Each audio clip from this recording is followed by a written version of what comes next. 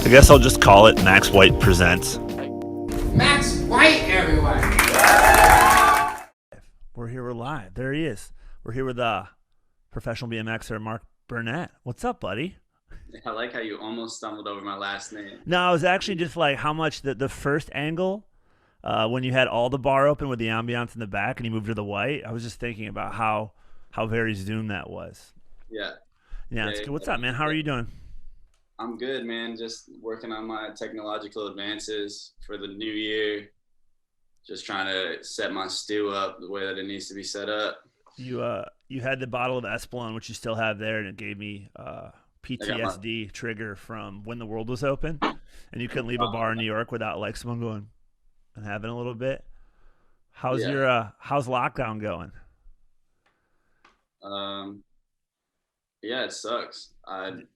You're my bored. first friend that actually got COVID that I knew. Really? Like I have other people that I know that have gotten it, but people that I talk to regularly. You're up in Albany, New York right now, and you had and I had messaged you when you said you'd gotten it before. Yeah. How shitty was that? It was whatever. What sucked is like my girl and I don't live together, but we spend a lot of time together. Yeah. And so I like knew I got sick, and I was immediately like, all right, well, life shut down for the next 2 weeks. It doesn't even matter whether I have COVID or not. Like, yeah, you can't, in a social atmosphere like this, I couldn't possibly bear to like give it to somebody else, you know? Yeah. But did she had like the canary in the coal mine thing? Did she got sick as well? Yeah. Like I thought, in my head, I'm like, all right, well, I got it. Like she was around me, so she must immediately have gotten it, but it took her like 4 or 5 days to get it. She didn't really tell me, and I was like obviously bedridden, kind of like whatever, I don't know, I'm just gonna watch Harry Potter back to back and fucking ride this thing out. And then she got sick like 4 or 5 days after me, which like I had already pretty much gotten better at that point, and I felt super bad, and like I wish I had known, kind of like, oh, if it was like early onset, I would have told her to get the fuck out of here so that she didn't get sick. And then she got like kind of actually sick. Did you have the no flavor thing?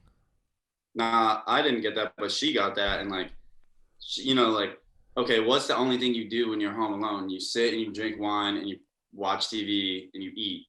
Yeah. And she couldn't taste anything, and that made quarantine so miserable for her. Did she try the hot peppers? I've heard that about people doing like they don't like spicy food. They've just been cranking their mouths with hot food. No, but you want to know something funny is that her stepmom is like a holistic healer kind of thing. Yeah. And she was like sending her all sorts of shit in the mail, like, you gotta take this and this.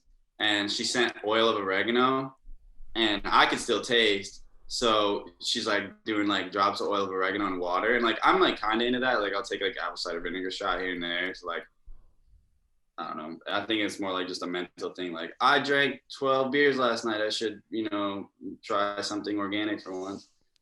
And she was like taking this oil of oregano shit, and like the whole house smelled like a fucking pizza shop. Oh, damn. Does that stuff work? Like, did she say is it just like psychosomatic? I don't know. I like wasn't really paying a lot of attention to it, but I was like, yeah, whatever. Like, I'll do it with you. And she's like, yeah, I can't taste it. And then like she got her taste back, and she took one more, and she's like, you were drinking this the whole time with me. That's love. And I was like, whatever. You're dating a hippie that believes that herbs can fix COVID. That's cool. Yeah. Wait, before we go on a full tangent, I did want to talk about something that I'm going to clip together that this is actually important before I just bust your balls more. Tell me about Cameron Frazier. Cameron Frazier. Oh, it's okay. It's weird because I know 2 different Cameron Fraziers. Oh, no way. Okay, so anyways, on Instagram, you posted a GoFundMe. Cameron Frazier is just a name that I would see sometimes on my feed and in my messages. And a lot of times it's difficult to like sift through all the stuff that I get on Instagram. But his girlfriend hit me up, and a lot of times I'll get messages like from people's girlfriends where they'll be like, hey, will you, send a personalized video for their birthday or like whatever. And I usually click on them and I'll do like the Good Samaritan thing. But when I clicked on that message, that one was like a lot different, you know, because it wasn't like the standard, like my boyfriend would really, like, it would mean a lot to him. It was like, she sent me a photo of that, like she got him my signature bike for his birthday, and like sent me the photo of like him with the bike and was like, hey, like blah blah blah, and also kind of explained to me like what was going on. Yeah, And I'll put a link in the bio. But he had spinal cord injury, right? And he's a BMXer just yeah, like you. broke his spine riding a skate park, I guess. I think he's Floridian or maybe from North Carolina. I think he's from Florida, and he's been paralyzed from like the waist down since. Okay. But like slowly regained use of his arms, and I'm not like super well versed on it, but anyways, recently he just got cleared he just got his license, like Oh, sick. a handicap Yeah. handicap driving school that teach you how to use hand controls to drive a car. Yeah. And I saw the post the other day in my feed, and I like kind of scrolled past it and didn't recognize it. And then I saw he had messaged me, and you know, he sent me the link, but then it was like the whole kind of message behind it, and it was super sick. He's like, it's such an inspiration really, because he got hurt when he was, I think he was 16, got better, graduated high school. Now he's in college. He's still like a crazy advocate of BMX. He's still super lighthearted.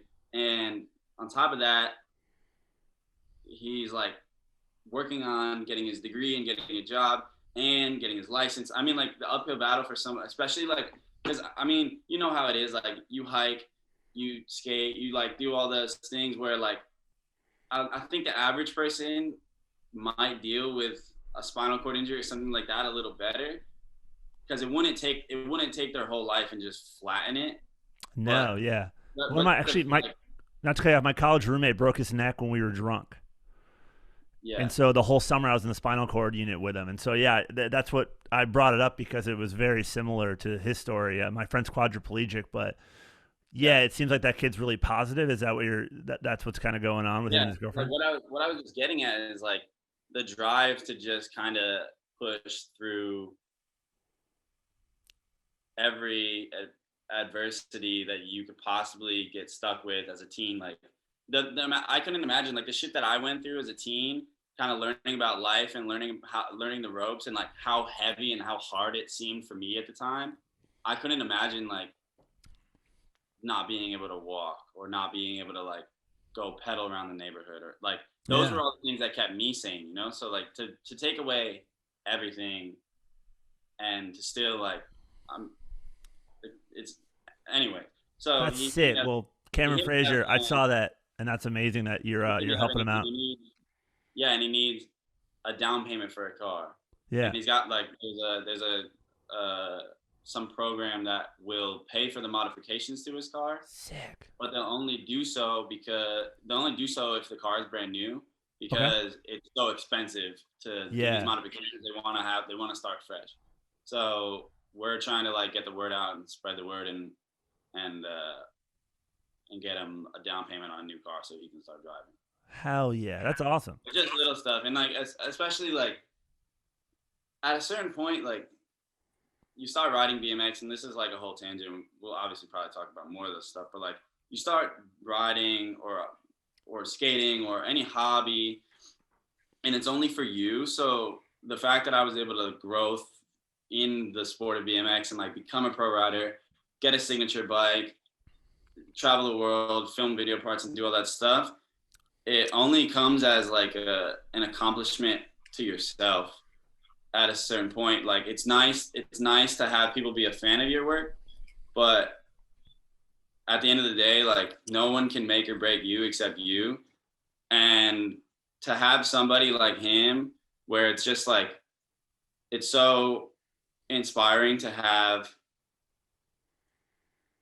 a fan like that, where you're actually fanning out on the fan. It's like a weird conundrum, but it's like, it doesn't happen too often. So when it does, it's like really flooring, you know? That's I went through and was looking through your bio and everything. In reference to him though, but best luck with recovery and getting them all set up. Hopefully, I mean, people are going to see your Instagram feed, and we'll put a link for it in here too. But hopefully, they get the car and get it all set up as soon as possible. What's it like being a pro BMXer during COVID right now? Because your filming's done, your travel's Yeah. done. We can still film at home. Yeah. It's weird. There's like two sides to it, really. There's the people that live near a filmer, and then there's the people that don't. And I fall in the people that don't category. Okay. But like half of, like you saw, like every skater from California put out 6 video parts this year. For sure. And then some dude from whatever, Palm Beach, Florida, who's like the sickest skater, probably didn't put anything out, you know? And I was the same way. And it really, like, it was detrimental to me personally at a certain point where I was like, I got to switch my shit up or else I'm going to kind of lose it. Cause I'm like, I feel so like kind of almost useless. And I feel like that's kind of a general feeling with COVID in a lot of ways. Like I went and got a job outside of BMX just to fulfill the idea of work in my head. Cause I was still riding all the time, but like not being able to travel, not being able to film, not being able to shoot photos.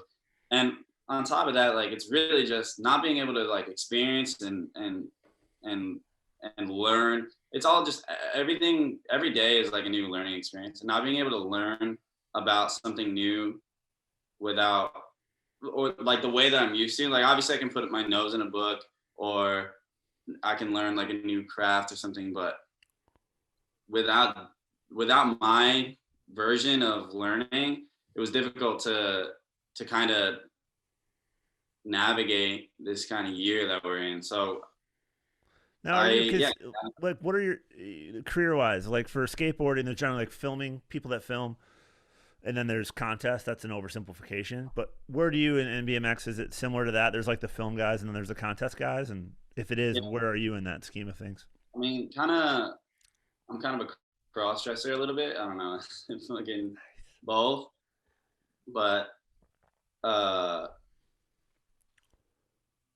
yeah, I feel super lucky because I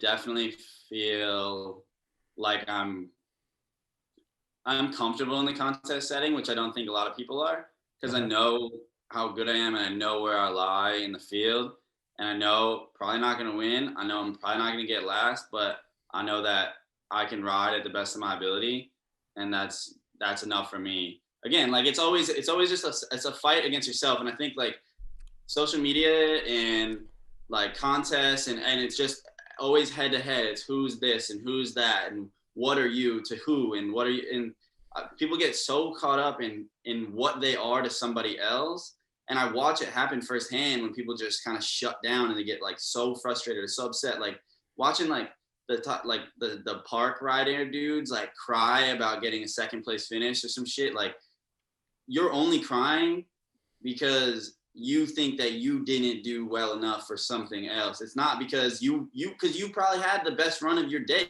because you got second. Like you had the best run of your career, maybe even. Like, you maybe not the best rider, but like, why can't you be happy about the fact that you crushed it instead of like bummed about the fact that like, I don't get the satisfaction of winning. Isn't that the jock mentality though? Like in skateboarding, it's leaked over too, because now skateboarding is like the new baseball. So you have people that would generally play like organized sports and have that like jock mentality are now in these sports, air quote counterculture sports. It's fucked up seeing dudes at the skate park in like short shorts and like running sneakers, and they can ollie higher than you, and you're like, because you're athletic. Okay, we get it, dude. Like, I just want to tell them to go eat like 3 slices of cheese pizza and drink a fucking tall can, because you know what? That's how we got better, is we just stuffed our bodies full of trash. We hung out and everyone was smoking cigarettes on the corner and being a bum. It's funny though that how like to me the story behind the trick is more important than the actual trick. So like there's skate babies that can jump down 7,000 stairs 4 times in a row just to film it right. Or there's a guy, like my favorite type of skater is someone that works 40 hours and bleeds on the weekend. Like the dude that just like a construction worker comes straight from the fucking site, rolls up, skates, has fun, talks shit. You and I both know, like, and I'll bring up seasons and I'll bring up Trevor, because like me and Trevor will hang out and we'll just talk about, and we always just, it's the term, just he gets it, right? Like, Yeah. you would rather watch the traffic video 100 times than watch one part of, I like don't even need to name names because you know exactly what I'm talking about. Like we don't even, and so like when I talk to Trevor, it's just like we just talk about like, oh, he gets it. Like it doesn't even have to go past. You don't have to talk shit about somebody. You don't have to like bring up something that you didn't like. Like sure, yeah, if you're watching something and you're like, that's whatever. That don't click for me. But I would rather watch my friend, who I know is somebody that I look up to as a person, skate, and they could be the worst skater in the world. But if I look up to them as a friend and as a mutual and as a person, their skating is immediately personified as this like golden thing. For sure. And then of course then you have friends that are like that, and then they're the best skater, and then it's like never. Yeah, it's like not what you wear, it's how you wear it. When you're over 35, you'll just talk in bumper stickers, and that's where I'm at now. What we were talking about Trevor earlier, and Trevor and CB are two guys that own the best skate shop in the world, which is Seasons. Yeah. I'm wearing a shirt right now in Albany, New York. How did you meet? How did you meet Trevor and CB?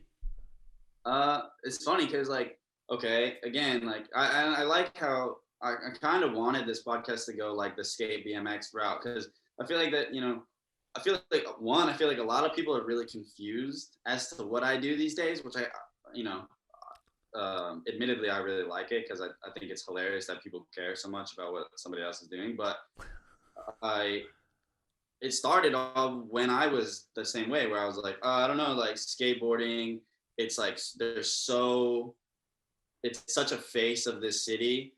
And I'm this like twerpy little BMX pro who like is still wearing a helmet and lives at mom's house. But all those dudes, like, those were the type of people, again, how we were talking about, like, who you look up to as a person, as an individual. And I met and started to hang out with everybody when the fences started coming down at the skate park. Well, at the time, it wasn't the skate park, it was the banks. But I became really good friends with Zach Wilmot, who you know, of course. And, yes, love that kid. The whole scene. Yeah. I mean, the first time I came up there was with Cato.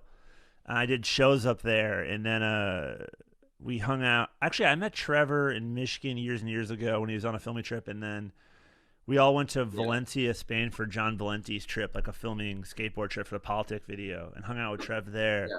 But then the first time I came to Albany, it's like an oasis. Like I kept telling him, it's like the Barcelona of America. You have this like amazing, tight culture of skate kids. The shop Seasons it's the best. They do it perfectly for how a skate shop should be run, in my opinion. There's a lot of granite to skate there. Then there's like really crusty old spots too. But then, you know, like we were just skating for the whole weekend after the show was done. And then I remember I met you. We were in a parking lot. What's that called? The Magic Carpet Ride? What's that? Hill Bomb or Time Warp? Yeah. What's it called? So we call it the Time Warp, and it's just a hill bomb that ends at a parking garage that goes back up the top of the hill. Yeah, it's an elevator, so you can bomb down. Dude, it's like a 5-minute run. Okay, yeah. So that was like right as I kind of assimilated into the scene. I met everybody, and I had known those guys through some of my riding friends, and everyone was kind of friends. But that was definitely the golden era for me of the city. I ended up moving in with Zach, and he was my first roommate. It was me, him, and this dude, Chris, Fader. You probably know him. And that was like a skate house. And at the time, I was just getting pushed in a weird direction in BMX from sponsors, pressure, and like the way that people were treating me, and like being a 19-year-old kid and going through the paces of being a 19-year-old kid. So I just gravitated towards skating heavy. And I had never even stepped foot in the skate shop before I moved there, really. Because I was a BMXer and I didn't know what the deal was. Like they had their DIY downtown a couple years before, and I never went there because I wasn't like carrying bags of Crete, and I knew better. And I had my scene too. I was like making a scene video with the local BMXers, but then we made like the headway by just kind of like, I moved in with Zach, and I realized immediately that Trevor and Trevor is like the most disarming individual you could ever meet, and then CB is. It took a lot longer to warm up to CB, as many people probably know. It's such a great partnership because they play their roles. They're so. I mean, it's like what you need. It's like the brick and the mortar. Like it's the combo that you need to kind of hold down a city like that. What was it weird? Were you getting vibed as a BMXer coming into the skate scene? Because like where I'm from, you would have. Yeah. No. I'll say no only because I've had so many instances where I felt way more vibed out. Like In you other go to cities? Southern California and you're like, people are like throwing their boards. They got headphones in at the skate park, but they're still mad at you for just even being there. Like they look like a dick, but it's my fault. Yeah. But so here it was a lot less. I just think it was like, I think I had a leg up on the competition too, just kind of being somebody in BMX. So like I didn't necessarily have I didn't have to prove anything to anybody. But like what you do have to prove is like, all right, well, you were able to do it one way, but like we don't give a shit about what you can do on a bike. But when like I started coming around and people were like, oh, we like this kid, it don't matter what he does, and he's got a lot of. I think like the backward stuff with BMX and skate is I think a lot of BMX riders have a lot of respect for skateboarding, and we don't get a lot of respect back oftentimes. Mm-hmm. But in my experience, it's not because skateboarders don't respect BMX at all, because every time like I think now one of the, like the biggest, like one of the nicest things I hear is like I'll meet some of my favorite pro skaters because everyone, like you said, everyone comes through town, and I'll just go skate, and eventually someone will bring up, hopefully like, or when I'm not around or something, or like I'll pedal past them, I'm going to a spot or going to the skate park or something, and they'll be like, oh, I thought that dude skated and he's a super whatever skater, but like then they'll be like, oh no, he's like this pro bike rider, and they're like, oh really? And like, for example, one night those dudes, the Converse, well, I guess it was kind of a Converse trip, but it was Louis Lopez and Jake Anderson, that dude Ryan Lee Berman, Rob Collins. I think that was the whole crew. But they were here in town skating, and I just was with my girlfriend. We were rolling up the hill. We went and got brunch and got a bunch of beers, and like we were drinking mojito out of a quart, like a plastic quart container. And we were pulled up on the session, and Trev was sitting there, and everyone's sitting there, and they're like trying like super crazy lines on this double set thing. And I'm like, these guys look like they need a 12 pack. So I went up the hill, I got a 12 pack, you go sit back down. Everyone ended up pulling their tricks, whatever. And we were like, yeah, well, I work at a bar, my friend's bartending, and we could just go kick it there later. And I like, we were there, and then like somebody brought up the fact that I was a pro bike rider, and I like went to go get a beer and came back, and they were like sitting there watching my video part at the table, and I was like, and they were like, this is so sick, like what, like we didn't know. And like that's the respect where I'm like, skateboarding might not pay as much attention to BMX, like, but when they do, it's always love, I feel like. So it's I don't know, it's like a slow bridge to gap, but again, it's like one of those things where people are always talking about like, oh, like why doesn't skateboarding gets all these handouts and blah blah blah. It's like, in my experience, I just think skateboarding does it better as far as like they don't give it. Again, it comes back to like they don't give a shit about what anybody else thinks about them, as long as they think they're cool within their own crew and they're cool with their own crew, and then people see that and respect that, you know. So what's now like you being a pro BMXer, you have pro model gear, like you've got like a bike, because you guys have a lot more parts than we do. Like, yeah, but I'm well, trying to we get do, bored. like you're a skater too. I'm trying to get bored. You get a board, you get a wheel, you get a shoe. Yeah. Which used to pay your bills, but now I don't even know how it works. But then with you get a frame, and then you get like a seat, and then you have a handlebar and a crank and a bottom bracket. How does that work, and what's the difference? It's just my incentives breakdown is probably a lot crazier than a board of royalty. I have I think like don't know. I always forget. Like 7 or 8 signature parts. So Okay, how much like to buy like a BMX bike? And again, I don't know anything. I always text you random BMX questions. yeah. What like so a kid is it like $1,000 to buy your pro model setup? Like to get the one that I ride, it'd be a little bit more, maybe like Okay, 15.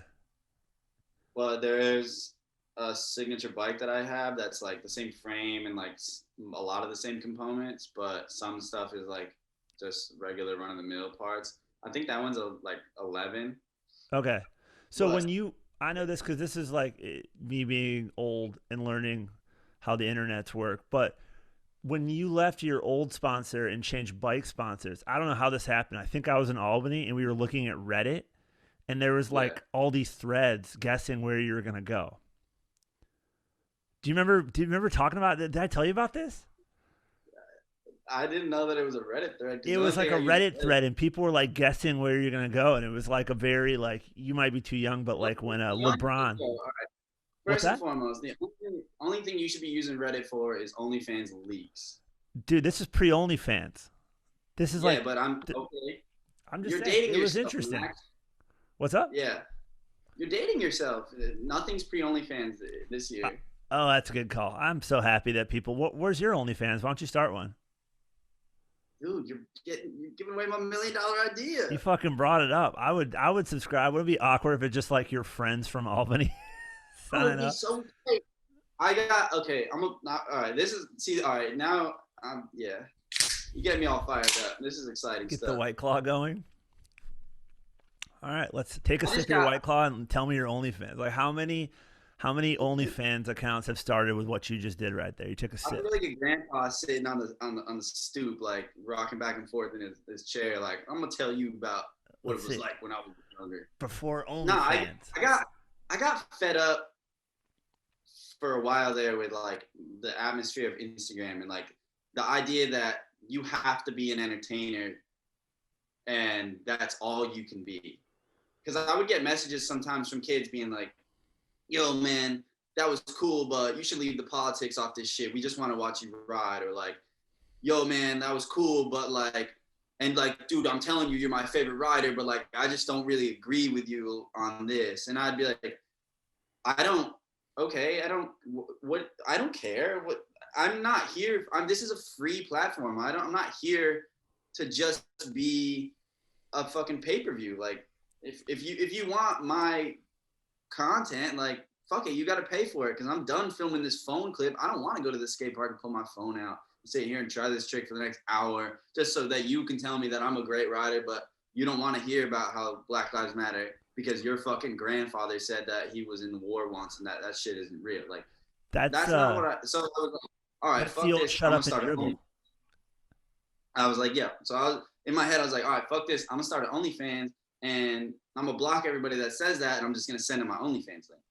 And I would just post riding clips on the OnlyFans and tell them that if they want to watch me ride, they can, but they gotta pay for it. Are you still doing that? I don't know. Dude, I'm getting keep money that other going. places. What does an I, OnlyFans what does an OnlyFans cost? Is it different? yeah, definitely different.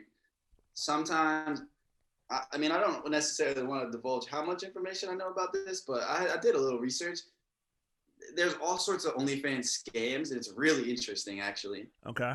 Break it Where down. like, where like, so like a girl will have an OnlyFans account, and she'll have it listed as $10 a month. Okay. It's not like it.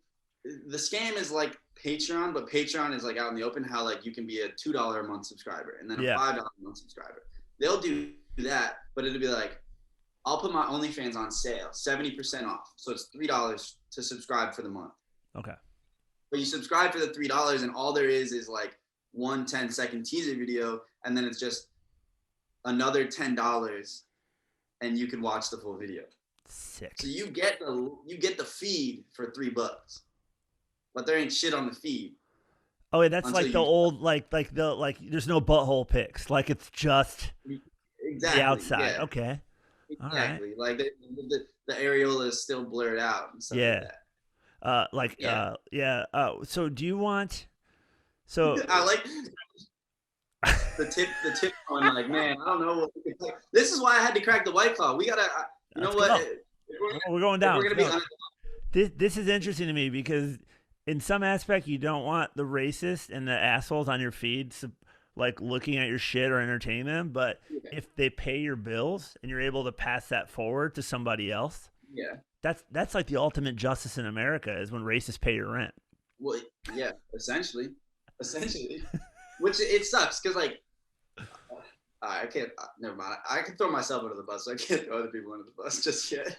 Yeah. But yeah, it's odd thing because especially for like a young man learning how to navigate himself in a social atmosphere. I had to accept at a young age that I was going to be in front of everybody's eyes. Mm-hmm. I can't just block everybody and get rid of it. No. So that's a big part of your currency as a pro because you're not doing contests all the time and everything is your social media, which is common all the way over. Right. So like I had to accept that I can't, even though it makes me uncomfortable and it makes me upset at times, I can't get rid of it. So I have to learn how to work around it. And however I see fit to make it, to rationalize it in my head that it's okay is what I have to do. So that's why I was like, all right, I'm fed up with people telling me, hey, we like you, but we don't like you. And I was like, all right, well, if you like me, you got to pay for me over here. But if you like me, that's fine. You can stay here for free. But if you just like me, what you're telling me, and it didn't happen often, maybe like 5-10 people total, but it was enough where it was just like to plant the seed in my head, like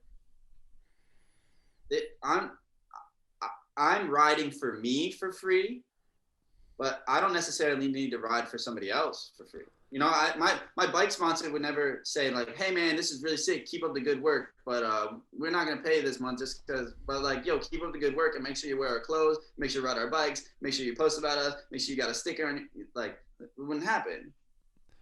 Can I offer a directorial suggestion? Let's just say the people that are paying for OnlyFans, that we'll just closet say the ones that not the cool ones that support that you're thankful for, but the assholes that are like shut up and dribble.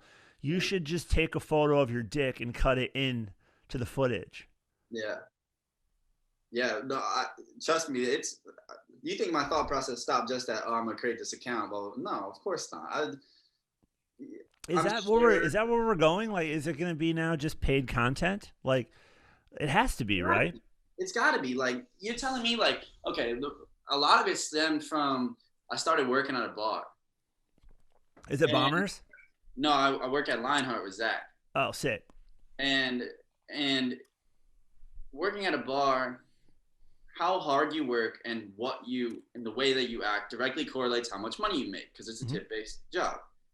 So it started making me think like, okay, if I'm doing this much and I'm making this much money a night, or I'm doing this much and only making this much money a night, well, that's going to drive me to work harder and work longer hours and work for more. And it's weird to take like an actual employed position and take those, because nobody does it. Like nobody takes workplace mentality and reemploys it into their hobby. But because my hobby became my job, it was like how I got to think about my job as a job, because there's aspects of bike riding, of course, that I love. And I that's why, like, so maybe I mean, you're more of a cyclist or anything than maybe just a normal skateboarder, but like I started, like, I took my pegs off and I posted something and everyone's like, whoa, whoa. And then I put my pegs back on. Everyone's like, whoa. I love riding my bike and I always love riding my bike. But as a pro rider, you get pigeonholed and like, oh, I'm this guy that rides 4 pegs and a cassette hub and you do this kind of tricks and these styles. And I grew up riding skate parks and jumping jumps and building jumps with my friends in the woods and all that stuff. Like, I still love doing that. But the masses only thinks that I love riding street, that's the part of the job. Some skaters like, I saw the perfect comment, and it would sum this up great, is that kid Etienne that skates for all timers. Yeah. He And he fucking goes, rules. ET is the shit. All those kids are great. he's Him, so Ben, sick. everybody. Yeah, all those guys. Yo, he's so sick. Shout out the whole Yeah, all. shout out and former guest Jared Bassett on there. Yes, Yep, he's the and best shout out dude. to Jared. He's the sickest. Yeah, Shout out to Connor, 100%. shout out to everyone all the time. It's But amazing. anyways, he posted some shit and he was just skating a mini ramp, and then he goes in his own comment section, just commented and said, "I can't wait to be 40 and washed up and leave my construction job all day and skate a mini ramp with a six pack." Yes. And I was just like, see, like he loves skating. Yeah. He loves skating mini ramp, but he's a street pro skater. But Yeah. Well, nobody, also too, and this is a thing. People are more open about that now. Like the tutelage that old guys pass to younger guys is a lot different than like what drugs to do and what bars to go to and drink. There's also like a career layout. Like yeah, I know personally, like the kids at Alzheimer's have an amazing blueprint just because the OGs holding that place down, like Rob Price and then the older pros. Like it seems to me and Zach, like those guys, such a great example for how to do what they're doing. yeah, It would be, there's a reason that we were talking about this the other day. Like, kids now in skateboarding can go pro without even meeting a person personally on that team. yeah. People just like reach out to someone that has a lot of followers on their Instagram. Right. We love your shit. Ride these boards. Da, da, da. Like it completely defeats the entire purpose of what the thing is. Yeah. Which is interesting because like this leads me to the next topic that I want to ask you about. Skateboarding is now in the Olympics, right? Which I'm not even going to go into that. Will BMX be in there? Because our racing's already in there, right? It is. BMX, It like is. what you do, BMX will be in there. Not what I do. So it's like the skate park shit, like the big ramps and all that stuff. It's the showstopper stuff, which is cool. Now, like, so you being like a street skater, street biker, street rider, call it. That's the artistic side of it. Like I always thought of skateboarding more as a sport or as an art than a sport, right? But that's just kind of an idealist side, and it's just not the way it is. Like, What's that? At a certain point, I just had to like go the full laissez-faire aspect where I'm just like, you know what, fuck it. Like, Yeah, I don't care what any of this is. Like, it doesn't. There's no adjective to describe what I'm doing or the way that I feel, because I could never, and I guess that's why it's more of an art than anything, but I could never accurately convey how I feel about this and make somebody else feel that exact same way. yeah. Oh, I like that. That's a good point. Okay, keep going. I just hate calling it like, oh, it's an art or it's a lifestyle, it's a culture. Yeah. Like, I don't think it's not so much about labeling as just like explaining where you and how you identify with it. Yeah. Being that if someone's like, I'm here to get fucking first place, that does not resonate with me at all. I don't even understand when I was younger. But my question now is like, is it just about getting the bag now with BMX and the Olympics? You're like, fuck yeah, I'll do it. Just get the money. Yo, nah, see, that's the thing is like, in skateboarding makes sense. Yeah. But we lost all those major contracts years ago. BMX or skateboarding? Huh? BMX or skateboarding? BMX. Okay. Like, Nike pulled out. DC pulled out. Red Bull is like really flattening a lot of what they got going on. All those major corporations that were the ones that, so the Olympics is an amateur event. Like, yeah. The Olympics doesn't pay you to be there. They don't pay you if you win, whatever. But I know a guy who won a contest and he rides for Rockstar, and he won 90,000. I forget what it was, but it was like 260,000 yen. It was a Chinese contest, so it was like 90,000 Australian or something like that. He's an Australian dude, but Rockstar matched his winnings. Yeah. So he made 200 grand on the contest. Wow. But he made most of that money from his endorsements. So we don't have that anymore. We don't have the Nikes and the rock stars and the Red Bulls and all that stuff. To where a lot of the people that I know that are the best that could win that contest, that could win the Olympics, were like, no, you're not gonna drug test me through my hair 6 months before this shit, and no, I ain't gonna make any money on this. So no, I'm good. Like it's not worth it. And like that's, as much as I have difficulty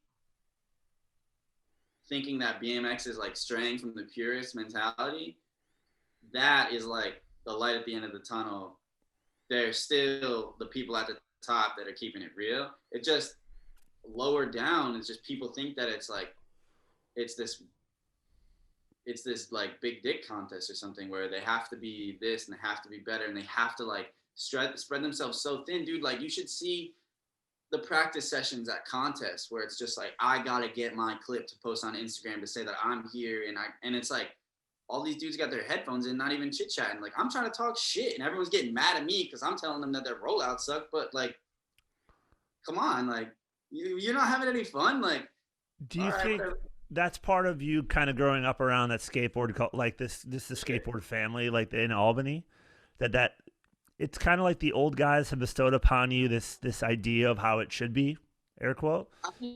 But I think it's just East Coast. It's just East Coast mentality. The East Coast, you think it's a different? That's true. That's I would say that too. Headphones at a skate park. I just at my skate shop, like that was like if you could, it was a bounty. If you could come back with broken headphones from somebody, like you get some stickers. Like it's a full on thing. What but on the I guess as I get older and I know less, what is, and again I agree with what you're saying, but what is wrong with a kid that wants to go to a skate park and just wear headphones? And I'm not asking because I know I'm not defending him. I'm just trying to figure out for myself. Nothing. And see, the thing about it is I do it. Like I'm not gonna sit here and say that I don't do it, but yeah, there's a time and place. There's a time and place. And for the type of rider that I am, a professional and who people look up to, for lack of a better term, I would never go and put my headphones in at a new skate park. Okay. If I was by myself and the park was empty, yeah, maybe. But if I'm at my local park and I'm there, because that's the thing is people always forget that this is my vice and this is my safe haven. And the skate park is my safe haven. They forget that I can have a bad day and go to the skate park and have a session and feel better about myself. They forget that beyond the money and the flash or whatever, not that there's much flash involved, that I can still just be a bike rider. And that's like a lot of the stuff that I, not necessarily struggle with. I just like, you have to come to terms with. And I think a lot of people don't come to terms with it, is that it's okay to want to have your headphones in, but like you said, it's a physical representation of a block from the kid to the OG. Mm-hmm. It's a physical representation saying, I don't want to hear what you have to say. Yeah. And for someone like you or for someone like me, even at a young age, it's like, if you see that and you don't say anything, in my head, I'm just like, you know what, whatever. He don't want to hear it. And that's okay. If you don't want to hear it, that's fine. But what I get caught up heavy sometimes, seeing kids getting advice from the weird, like old dudes who are super washed up, never had no real experience with any of this, giving the kids advice. And you're just like, man, like, maybe not today, maybe not tomorrow, but that kid is actually going to take something that you said to heart. And that might like put that kid in a weird direction where he will be one of those weird 25-year-old skaters who is like the jock or is this or it. And then maybe he does become really good and maybe he does get sponsored. And now we have that guy at the helm.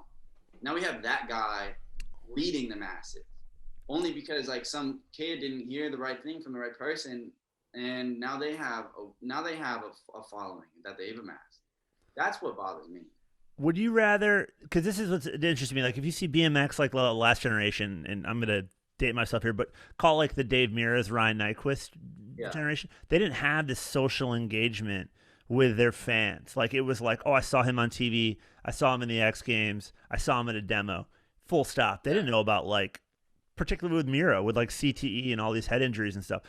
Would you, in skateboarding, a lot of people long for the 90s. A lot of people involved in like, oh, 90s are so much better. It's nostalgia. Would you rather be pro now or be pro in like the Mira days? Nah, I wouldn't change anything that I do for the world, only because, and I I don't want, again, like it's tough.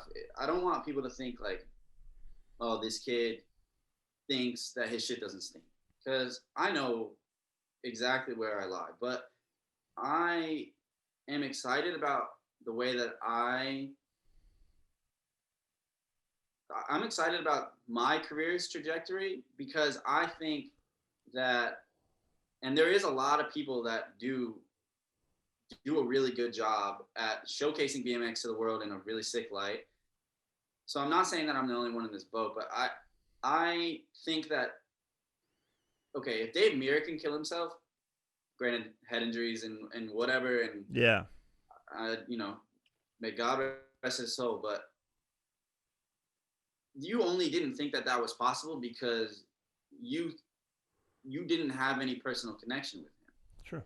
And I met Dave Mirra right before he passed away, and he seemed fine. But again, I met him one night at a party. Like we talked about, he's from Syracuse, and he talked about like training for triathlons. And he would come up here and we talked about how beautiful it is up here, and yada yada yada.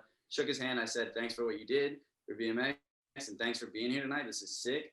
And that was it. But if if I can have an Instagram where I can talk about politics and I can talk about mental health issues, and I can be an advocate for not just bike riding, because I don't give a fuck at all if you are great at riding or the worst at riding. But if a kid hits me up on some mental health tip, I'm responding all day long. If a kid hits me up and says, "Hey, what kind of pressure do you ride in your tires?" I'll hit him back. If a kid just says, whatever, like just some random bike stuff, I'll leave it be. But because it's never about the bike ride. There's so much you can learn on the internet these days. Like, you don't need to hear it from me necessarily, but there's so much that the internet doesn't teach you that only comes from social interaction. And that's what I hold so dear, is like, I have friends that I can talk to about this, and I've always had that. But some people, and especially with social media, it has hindered social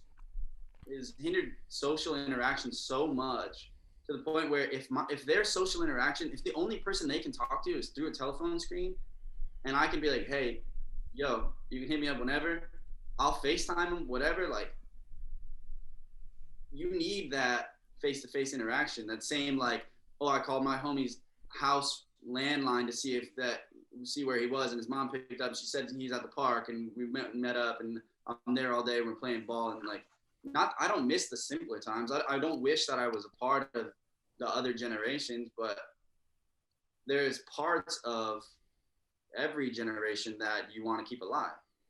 And that's why, like, there's parts of the 90s that skaters want to keep alive. But you're telling me that they still want to have mini DV tapes and like high A tapes that they got to capture and stick two wires together, and some of it needs to die. What's the future for you in terms of being, like, we're locked down and can't travel wise, but talking to your main sponsors is Sub Rosa, right? There you go. What are they seeing? Because, like, there's like a bike shortage, or there was this summer going on. Are they seeing, like, is this a booming time for them right now, or is this a time of like deep waters? I don't know. I think it's confusing. I think a lot is, again, it has a lot more to do with the social aspect of it, because bike sales are through the roof. Everybody knows that. Hobbyists are doing the most, and that's all good and fun. But like, my team is super international. We got a guy in Seattle. We got me in New York. We got a couple in Florida.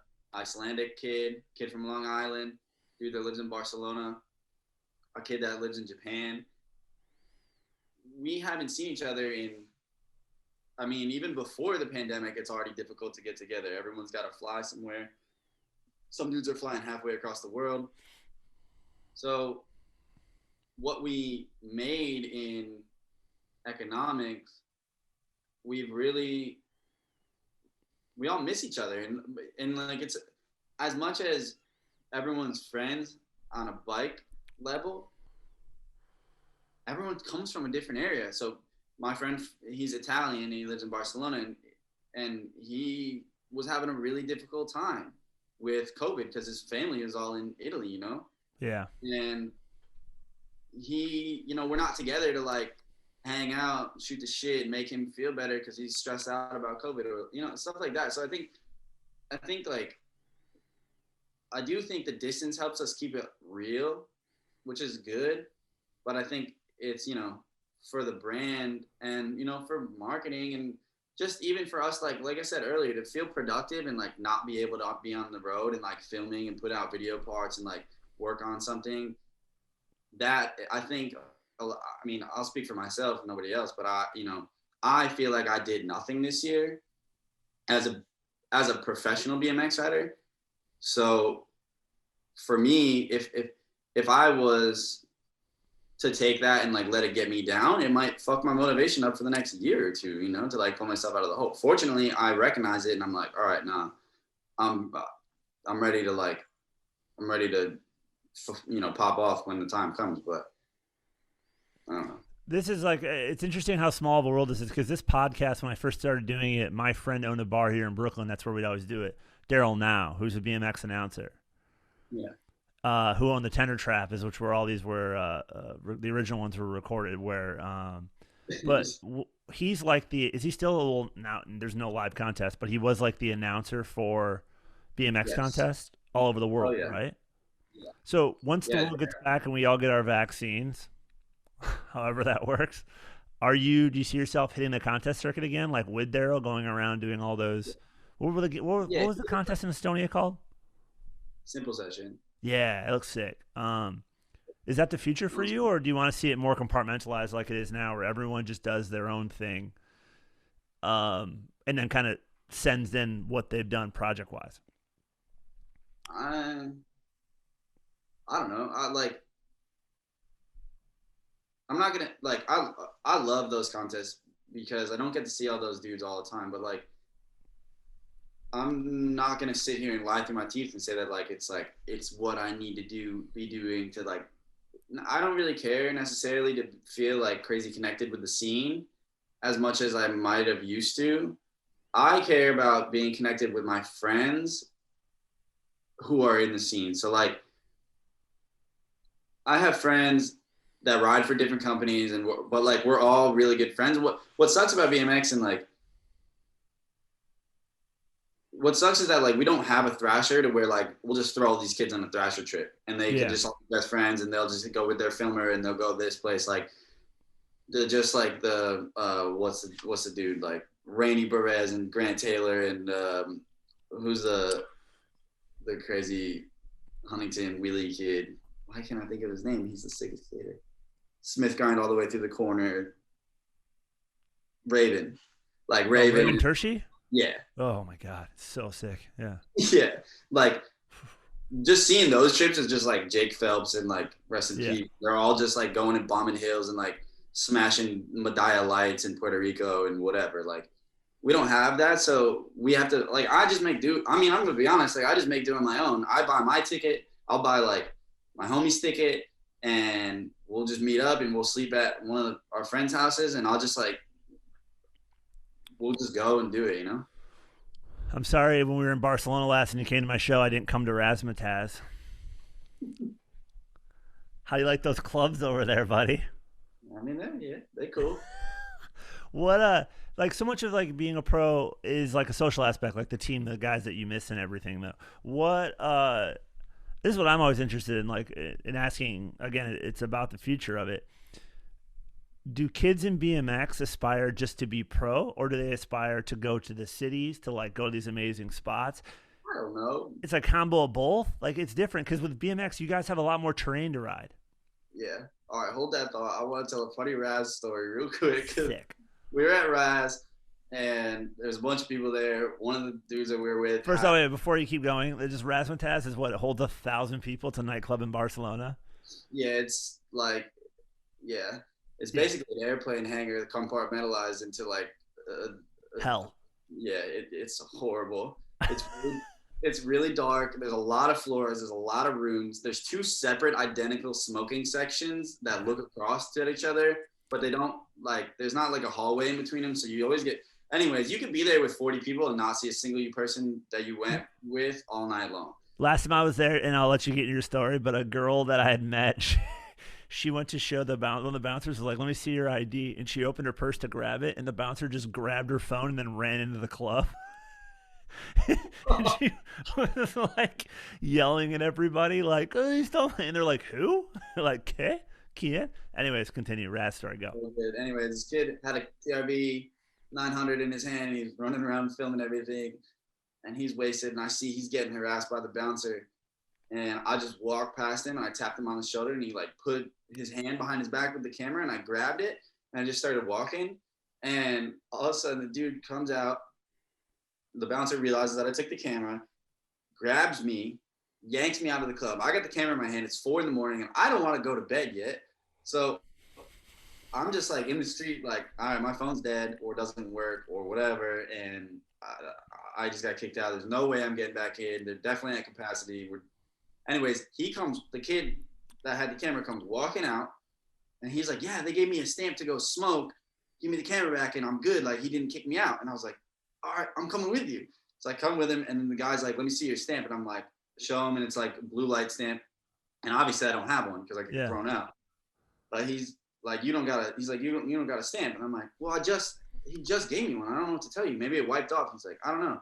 He's like, go get another one. I'm like, okay. So I go back up to the guy. I'm like, yo, your stamp. And he's like, I don't remember giving you a stamp. I'm like, you gave me a stamp. And he's like, and you know, like Spanish security in general, like they're not usually this nice, but he re-stamped my hand and he let me back in. And as I'm walking back in, I see this, and he's like, just this big motherfucker, the bouncer that threw me out. Yeah, they're not small there, man. I hit him with one of these and just walked right past him and got back in, and we were straight. And then I just remember like the first time I partied in Barcelona, I had done shows that night, and then it was probably midnight. We had drinks after the shows, and then the bar was closing. I'm like, oh, this sucks. Like, is everyone going home? They're like, yeah, the bar's closed. And then I was like, well, all right. And they're like, well, we're going to go to the club. And I'm like, well, don't they close? Like, no, the club's open now. Yeah. It's a different culture for sure. Do you, how long ago were we in Spain when I saw you?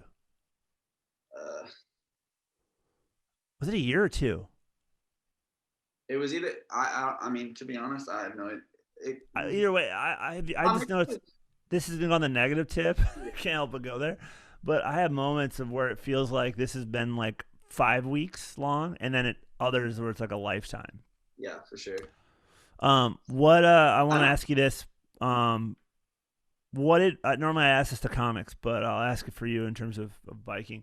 What advice do you have for a kid that is just starting out or wants to pursue a career in BMX? Like, what advice would you give him other than ride more? Or anything you wish you knew? It's a weird question, but I think it's something that's important because it's like what I want to know when I was a little kid. Dude, it's such a crazy world because like there is not enough room for all of the cool people that deserve the limelight or that deserve the lifestyle that I've been lucky enough to get. Like, there's so many. The list is so long, and I don't know. Like, I don't even know where to push somebody. I would just tell them to, you know what, like, because again, like, it's not about riding. It's never about riding. Like, being the best comic is not studying stand-ups, and it's like being the best comic is about going and experiencing and going to the club and like watching this girl get her phone taken. Being the best comic is about like, what is life to you and how can you translate that into an hour stand-up show? Mm-hmm.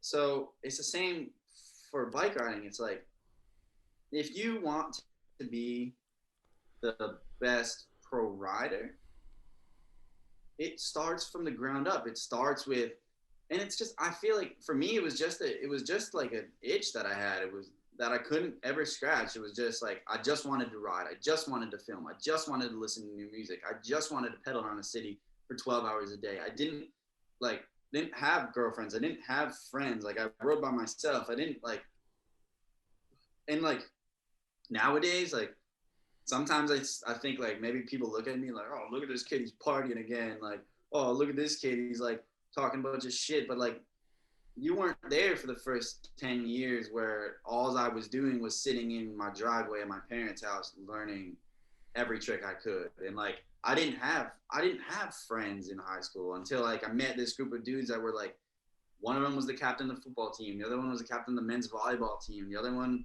was the captain of the lacrosse team. Like, and nobody, when we hung out, nobody talked about what they did. It wasn't about what you did. It was just, oh, we like each other and we have fun together. And we're not talking about like, oh, yo, you see that snip I got last week, bro? Or like, yo, his hair is like getting long. He's got the flow, man. Like, no, it wasn't about that. It was like, yo, did you see that fucking like new episode of whatever? Or like, did you see that movie? It was, if you want to listen to Beyonce, fucking listen to Beyonce. Don't let anyone tell you that you shouldn't, because Beyonce's dope. Like, if you want to, if you want to do anything, just do whatever. Like, do whatever the hell you want. And if somebody tells you no, take that. I guess this would be like, all right, a workshop this enough. Like, if anyone tells you don't do something, take that and just throw it back in their face and say, I'm gonna do this 10 times as hard now that you told me not to. Okay. Because for the one person that tells you, and again, this is the same concept as like the 10 people that told me to shut up and dribble. I'm going to take those 10 people and turn it back and crumple them up into a little ball, shoot them into the wastebasket, and then let the other 100,000 people that follow me, they get to see me shine. And they are going to be like, oh, now he just turned it up. This is way cooler. Now you're going to take like, obviously I'm at a larger stepping stone, but even like, all right, you got 1,000 people that follow and one person's talking shit. Don't let that person let you do anything. Crumple them up, throw them in the wastebasket, and that 1,000 will turn into 10,000 or whatever. If you want to talk about followers, fine. But if you want to just talk about running a city, knowing everybody in the city, walking around and saying what's up to every single person that you see on the sidewalk, in 6 months, in a year, you could be in Brooklyn where there's 2 million people and bump into somebody on every corner. And that's how you make a name for yourself, and that's how you become the person that you need to be in order to be successful in front of people. And I have to be successful in front of people, and it's not about how good I am on a bike, because if it was about how good I am on a bike, then you wouldn't have invited me on the show to ask me to talk to you for an hour and a half. You would have just said, yeah, I always like the old saying, like whatever you're doing is the easy part. Like, skating's the easy part. It's about it's the whole other part. People want to be around people that are enjoyable. I like that. I like that for kids. It's weird because people always ask, like, man, advice is such a hard thing to do because the people that give the most of it are the least successful. Yeah, because they spend too much time trying to think about how they can do it and just not implement. Versus just doing it kind of in a perfect way. Yeah, like, I want to ask some rapid. I got a question for you. You taking the vaccine? Am I taking the vaccine? Yeah.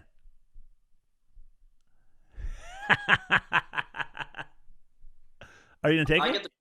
I get the flu shot every year. I got my. All right. I thought you paused and you looked down, and I was like, "Were you gonna make me pay for this on OnlyFans to get the answer?" Right, for real. I mean, yeah. At a certain point, I'll be the last to get it. Yeah, I don't want that first version. Like, one, I don't want the first version. Two, I already had it. Three, I'm not the high risk individual. Like, I don't care. I'll get sick. Like, dude, it was funny because I was talking shit. I was like, I haven't got sick in forever. And then I immediately got it. And it was like, whatever. Like, but my mentality was like, I haven't gotten sick in like 3 years. I've been traveling and doing all this shit for 3 years and I didn't get sick. Like, I was bedridden for 3 days. It was like, finally, like, sigh of relief. I don't have to do something this week. Like, great. Like, yeah. Especially like this. I mean, this summer too, like getting a job, like bar backing at like a really busy bar. And I would work Thursday, Friday, Saturday night. But then Sunday is like, all right, we're going riding. And then Monday is like, all right, I got something going on Monday, and Tuesday and Wednesday. And next thing you know, it's Thursday again. And I realized like, it's the same thing as being on a road trip for a month straight. You're like, damn, I haven't had a day off. When you're not working necessarily, but I haven't had a day off in 6 weeks just because I've just been doing stuff every day for 6 weeks. Yeah. And I mean, I don't know. I've been trying to shy away from like the social rhetoric because obviously people are going to be like, oh, COVID is this thing and blah, blah, blah. But like, what are you talking about? Like masturbators? Which ones? Like the social aspect of like shaming people for being outside, or the opposite, or both? Yeah. Just be, I don't know. I don't want to set an example, but at the same time, I'm not a high risk individual. Passing away from COVID. Not to I kind of feel like God can't smite you because obviously he can, or so people say. Yeah. In every different language, but I take care of myself and I take care of me and mine, and that's again, like, we have faced so much more in our in our ways of life. Like, you just, what did you think it was just fun to start like night or overnight camping these gigantic, terrifying ice mountains? Like, yeah, it is fun, right? Like, yeah. So if I'm gonna get sick, I'm gonna get sick. It's not. Yeah, it's a weird thing. I thought that of all of my history in all skateboarders, with like the amount of skank flus I've contracted, that I thought I would be okay. I thought we all would. Dude, I lived in Dobbin, like, and on the block in Brooklyn. I thought that would absolve me from all of these. But how many times you get staph infection from wearing your pants too many days in a row? Oh man, you just don't. Like, I was just reading this. The guy that founded Patagonia, Von Chenard's biography or autobiography, and he writes a letter to this, like, his lover in France, and he he goes like, this is talking to like his girlfriend, and he's like, I've been here for a week. He's in like in the actual Patagonia, not the brand. And he's like, I've been here for a week, and my crotch already smells like vulture breath. I was like, these guys go fucking hard back in the day. Dude, you want to talk about vulture breath? You wear a pair of long johns to the skate park for 20 minutes. Next thing you know, you come home and you can smell it throughout the entire studio apartment. Dude, you know, and that's part of getting older too, is the smell. It's like, you're like, hangovers used to be a feeling, and now there's an actual physical smell that comes with it. And it's not like anything critical. It's just a matter of your skin is leaking the poison. Like you smell it. And then I just learned this, when you start burning lactic acid in the body, because I've been nerding out learning all this shit, you actually, it smells like piss because it's ammonia. It's your body pushing out this the lactic acid through your skin. So it's like, that's the part of being older. Like, hangovers used to be so cute when I was younger, like your age. Like, it used to be like, oh, my friends are hungover, this is the blast. I feel like people are gonna be pissed if I don't open this, so I'm gonna take a shot. Yeah, do it. Fuck yeah, do it. Man, that's blown. God bless it. Cheers. I feel like Thanks people for would be mad if I had this for a prop. That's the fun. I also feel like people are gonna be mad just to be mad. People are mad. They're gonna be like, "Oh, the audio." It's just, I just want to talk to my friends. People watch. Cheers. Cheers, my. What do you see for, like? Are you concerned about your body giving out, being a pro athlete? No, because if you can fucking run a marathon at 60 years old, you can hike Mount Everest at 60 years old. You're telling me that I can't go air a bowl at 55? You telling me that I can't go like 360 down a set of stairs at 55? Like, I don't believe that at all. I think I might die on that hill. That's I don't know. I mean, maybe you got some magic. What's your genetics like? Are your parents athletes? Yeah, my dad, both my parents for certain. My dad lifted weights a lot when he was younger. My mom still, she's a beast. She's a 6th-degree black belt. Oh, so yeah, you do have the genetics for that. She's been training karate for 35 years or something. That's even harder than karate when you say karate. You know that shit's real then. Do you do any martial arts? I did when I was younger, yeah. It was just a mother-daughter bonding experience. Nice. Me and my brother did it. He lasted a little longer than I did. Pause. But yeah, I stopped when I was 11 because that's when I started riding BMX bikes. But I was like super into it, like competition team, the whole thing.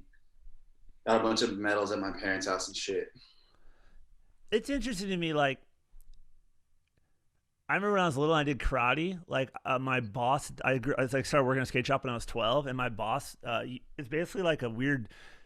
It reminded me of a high school dance, the karate class you maybe go to because you had to bring someone to do it. So I was like 12 and weighed like 60 pounds. I was like a runt, and then he would just beat the shit out of me in a gym, and like I didn't even have the clothes. I would just wear like a t-shirt and like blind jeans. And Wait. So you're telling me that your teacher was Rex Kwon Do? dude, 100%. That's who my boss in the skate shop was.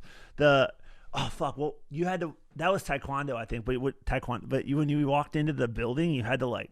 It was like a shitty gymnasium that we always skate the three stair in front. But when Yeah. you went there on Tuesday night for taekwondo, you had to like bow and say "Chun Son." I want to say some weird appropriated word that you had to say to walk in, and then my skate shop boss would just kick the fucking shit out of me, and then be like, "Come on, keep your hands up." And he's like this like really stocky Detroit guy. Do you, Man, do you follow Crime Faces?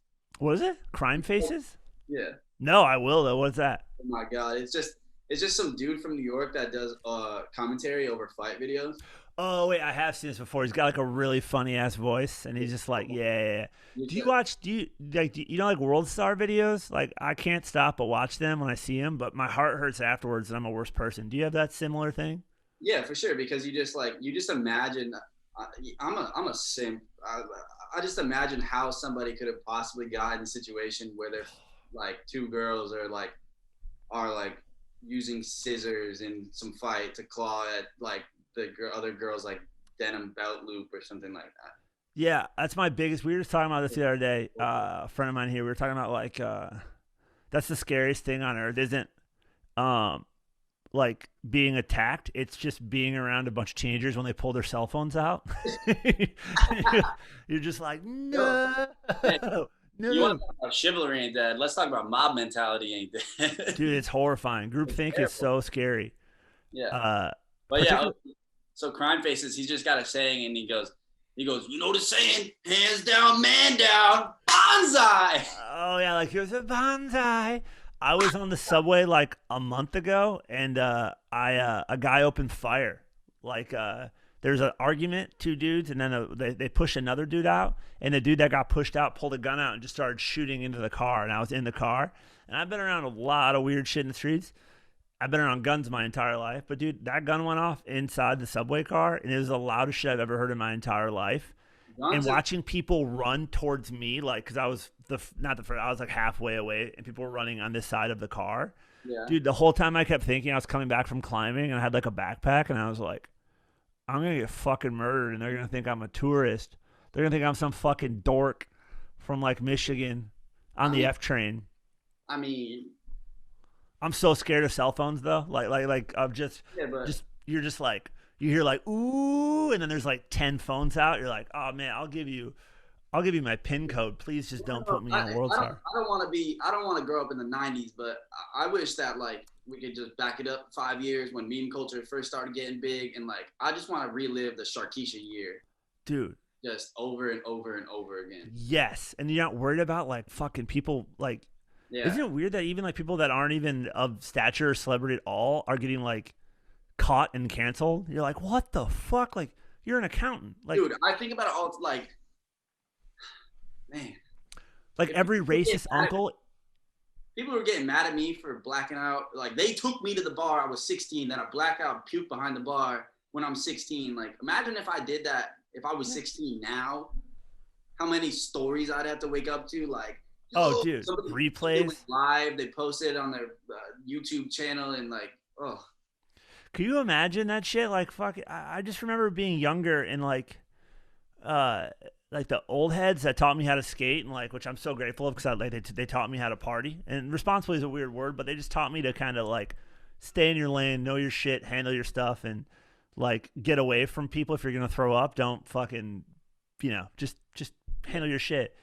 But I just think of like all the dumb shit I've said in my entire life and how I'd never had to worry about anyone finding out, like, or acting stupid.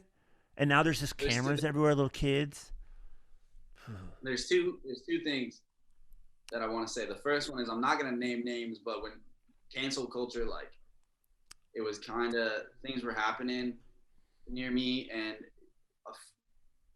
a friend of mine just goes, today better not be the day that you start holding me accountable for my actions. He goes, if I'm going down, all y'all are going down with me. And I was just like, yo, hands up. I always think about this with people like that, because I have a lot of friends like that. We all do. We probably talk to the same person. But, like, you got to go either I think people get caught in the middle. Like, if you kind of half censor what you're doing, you get caught up. But if you just go full, like in that Tropic Thunder movie when he says going full retard, you know, like never go full retard. like yeah. It's different. It's the opposite of that now, of like people that are trying to like hold their words, and it's just weird because it's like, it'll be like an article in like the New York Post would be like, racist grandpa gets canceled. Like, he's a racist grandpa. That's what he does. Like he only has to live 5 or 10 more years before he dies with racist thoughts. Aren't there other things we should be focusing on? Well, I mean, like, it's not even apples and oranges at that point. It's like Huffington Post writer, and like if you put Huffington Post writer and then Erie, Pennsylvania rural, or like just outside of Erie, Pennsylvania rural grandfather in the same room, like what are they even going to talk about? That is interesting. Like, how can you write about something? And I get like journalism is your job and that's what you're supposed to be doing, but like, how could you write about somebody who you could never in a million years have a conversation with them? Yeah. And I mean, I guess that is what like unbiased journalism would be, is I guess like you're writing about something you don't even know. It's just, but you're like, again, it's always just your opinion splurred onto the story. It's like yours, mine, and the truth kind of. Yeah. And you're also, now the article is about the person and not the information the person has. So you have to paint it in that light. Yeah. And I don't know, it's all like, it's mortifying, really. It's so confusing. It's just. I think you see now why we're in the position we're in, because we lost the importance of real things. Like, there's like a systemic dumbing down of everything. What's that? That's why people are scared of the AI. Yeah. Oh, dude. They're like, we want everything, and we want it now, except for when it's all going to come crashing down on us. Which I don't necessarily believe, but still. I'm so scared of AI. I'm scared of AI, and I'm scared of 4chan. Have you fucking? Oh. Nah, no. I don't even want to talk about it, dude. This is what's fucked up. So like editing this. You know what I'm scared of? Wait, say it again. I'm terrified of guns. Yeah. And I'm even more scared of like the fact that I need a gun to protect myself. And I don't think that we're going to see the day and age. I mean, I hope not, where like you need self-protection when everyone just kind of like goes haywire. Oh, fuck. Come to Michigan. You need it. Yeah. But it's got to happen at some point. I mean, we are way beyond this topic, but I want to run it back. The other thing that I was going to say is I hate college in America. Did you go? Wait, this is your experience? No, I didn't go. No, I didn't go. No, but here's why. Everywhere else you can drink when you're 18. Yeah. So you can go to the bar. You go to university in England. You've had a pint ever since you were 14 at dinner, whatever. Yeah, if you can go to the bar, you can drink. Yeah. You go to the bar and you can drink. And people get wasted and they fight each other over there. And that's great. That's like model behavior to me. Okay.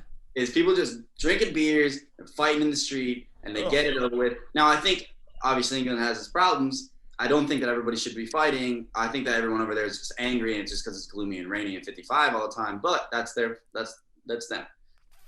In the States, you don't learn how to party as a young person because your parents tell you not to. You don't know how any of this stuff affects your body. You're too young to know what you even have going on upstairs. And then you throw them into a frat house with a bunch of animalistic humans. Yeah, alpha dudes that are closeted with all their fetishes. It's the worst. That's okay, exactly what I was saying about the advice that I would give to somebody, a young person. Is like, yo, you should have a Christina Aguilera poster in the hallway at the frat house. fuck It would with be that. way cooler than if you had your UFC belt that you bought offline for fucking $400 on your mom's credit card hanging on your door. Dude, I remember in high school, this wrestler, this like huge dude, Yeah, pissing on another guy in the shower. yeah. And he Horrible. was like, oh, what Horrible. are you, fucking gay? And I was just like, I think Horrible. they call it cognitive dissonance, like seeing it all. And you're like, those are the dudes that, like, we talked about this in the last episode. Like, those are the guys that end up running for like Senate, and then they pass anti kindness legislation. Like, that's the shit that's truly horrifying. Like the frat guy that's like, oh, you like pop music, pussy? Hey, drink this beer out of this used condom I had. The worst part, okay, and then this is even worse. Is the worst part is everybody should be treated equal. However, women's bodies and men's bodies are different. They treat alcohol different. You're smaller. You have a woman's body has more fat content usually because they have breast tissue and hips and motherly features. But you can't drink fucking 10 Bacardi shots back to back to back the same way that your wrestling counterpart might be able to. Yeah. There's size and metabolism matter. There's no referee, if you will. Like, there's no bouncer, there's no bartender, there's nobody in that scenario to take care of people. And around here, it's so crazy. I don't know if you've ever been up here in like May time, but around May, I don't know. Around May, it gets nice and warm, and there's a whole neighborhood called the College Ghetto, and it's just people that live in townhouses. It's usually 2-floor, 3-bedroom apartments on either floor, and it's all college students. And what they do is they can't police it. They can't do anything about it because there's just too many numbers for the neighborhood. So what they do is they floodlight the neighborhood, and then they just sit patrol cars, and they just watch. Now, they don't go in the houses. They don't go in the parties. They don't really ever, like, I've never seen a girl get like taken into the car and driven home. None of that. It's just, they just floodlight the neighborhood so they can see what goes on in the streets, and then they just sit there. That's interesting. That's like some third world mentality shit. Just flood it up. Crazy. Isn't it interesting though how colleges in America are like the most liberal and like the most PC, but on the same hand, just the amount of monstrous shit that happens every day in like a frat party? Yeah, fuck that. No, it's white people putting on a face. Like, yeah, I agree. It's supposed to look like, now I'm not perfect, but I'm also not like sitting here on Instagram being like, dude, and you, I'm sure know firsthand, somebody that's a social justice warrior who, when you see them out at 11 o'clock at the bonus room, they got a pack of smokes sitting on the table and 6 shot glasses and a bud, and they just leave the bottle there and they're just letting go. Yeah. Because there's so much stress involved with it. And you can't possibly, it's the meme that's going around like, fuck the grind mentality. Like, I don't want to work any more than 40 hours a week and like get my bag. Like, I want to enjoy myself. It's like, people just get, I don't know. Well, also America particularly is under this weird delusion that everyone's going to be famous, and that's not. It's different other places. Like China, they save 80% of what they make versus we're the inverse here. We only save like 20. Yeah. So people here, they're like, that's fine. Like, chilling's awesome. Like, you live like a very Riviera French style where you're just like smoke cigarettes, have your wine, have your coffee in the morning. That's fucking awesome. People do it, and I fully applaud it. But they're also not like FaceTiming and Instagramming like, oh, just, like, we always eat so well, hashtag this shit. Like, it's a culture thing that's a difference. It's like a way of life. It's not a way of marketing. Yeah, what sucks is like what's like the shitstorm that's being thrown in our face this year is white people on stolen land who have it way easier because they started ahead. Yeah, and sure. People being like, I grew up in like a super affluent white town, and I mean, I don't see it. I don't know. Whatever. Like, oh, my life is hard too. It's like, yeah, everybody's life is hard. Your life is not harder or less hard than somebody else's. You just started 10 rungs up the ladder. Yeah. I mean, it's just 100%. It's we can be blind to the systemic issues because we don't have to face them. Yeah, it just sucks when people are like, I want a handout, instead of just being like, nah, I'm okay where I'm at right now, but I want more, and I'm going to actively pursue more, but I'm cool with where I'm at today.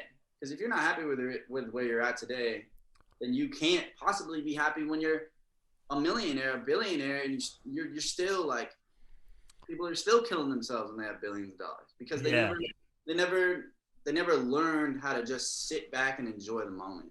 Yeah, it's pretty awesome. I would say it's a very European thing. It's like when you see an old guy just killing it by not doing anything. Just I mean, you don't know his backstory. Everyone has demons, but even in America, like when you meet somebody that just is very content with what they're doing and they're happy, and I'm not saying this from a patronizing standpoint, but you just meet someone that's like fucking in my mind, I can think of someone I grew up with that's that way, and you're like the fucking coolest people ever. And it's not that they don't strive for anything. They're not like, it's not that they don't have expectations or anything like that or goals. It's just a matter of like they just know themselves. There's a lot less insecurity than someone like me. Yeah. Okay, last question, and we're gonna get out of here. And you have to take another shot before you answer this. Okay. It's fun, bro. Like doing a drinking game. Look at that. What's that? Alcatraz. I'm in prison right now. Oh, nice. That's you bought that at a gift store? Probably. I think I don't know. Who cares? I never liked souvenirs until I like turned 30. I don't know why. Now I like little what are they called? Like flare or tchotchkes. I'm a fan. All right. You want to see the best one that I got? Yeah, what is it? Oh, Tecate. Nice. Little opener. Cool.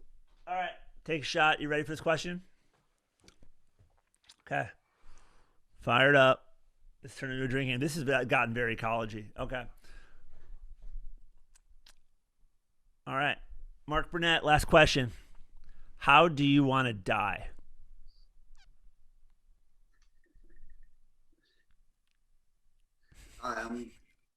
Just off the rip, some lyric, I don't even know who said it. I want to go out the same way that I came in, right next to the pussy with nothing on my mind. I think that's a Mac Miller quote. Rest in peace. Damn. Miller quote. Same pussy? I mean, I hope that I don't. That's fucking weird. I like it though. Yeah. Who knows?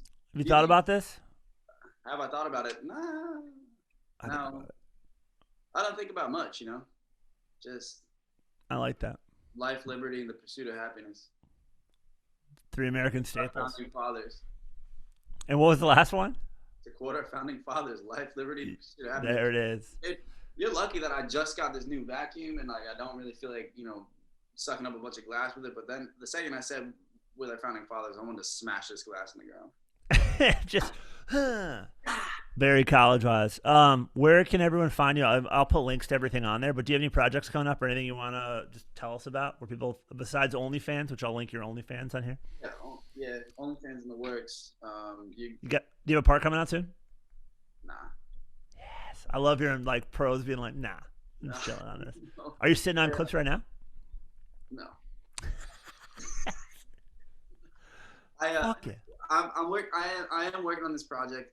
It'll be a little different than my normal stuff, which I think if anybody has been paying attention to anything that I've been doing in the last